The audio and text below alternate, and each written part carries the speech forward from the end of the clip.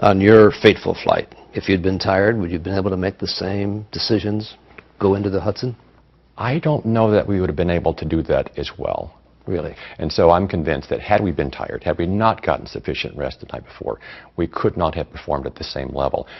The fact that we got so much, so right, so quickly under that sudden stress is a testament not only to our training, but the fact that we had a chance to get sufficient rest. If you'd had a bad night's sleep, would you have made a different decision, or you might have? I might not have been able to perform as well. I might ultimately have made the same decisions, perhaps a bit slower, and my ultimate decision of when to begin to raise the nose would have been much more difficult.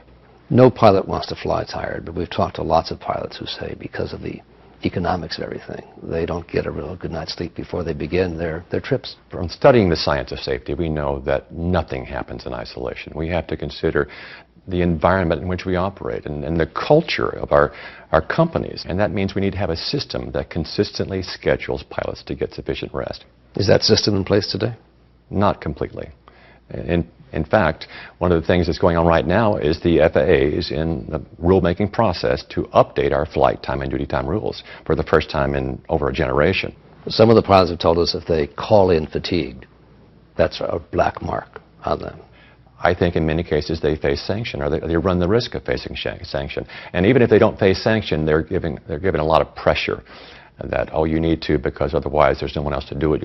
We'll cancel the flight, or they'll threaten you. What do you say about that? That's absolutely wrong. And again, our regulators, as well as our airline companies, need to make apparent that that's not okay, that there should be no sanction for calling in fatigue. That's making the right choice. That's making the good choice. Do the companies have their heads in the sand on this? They know these pilots commute. They know they're not well paid, can't afford a hotel room. I would hate to guess what their motivation is. However, their actions tell me that they don't seem to think it's a big concern. And for you? It is a big concern. It matters. Our passengers deserve better.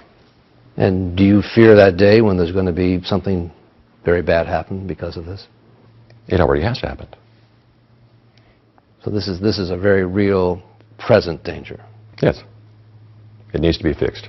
We have to value this profession enough that people don't have to live out of a crash pad or a crew room.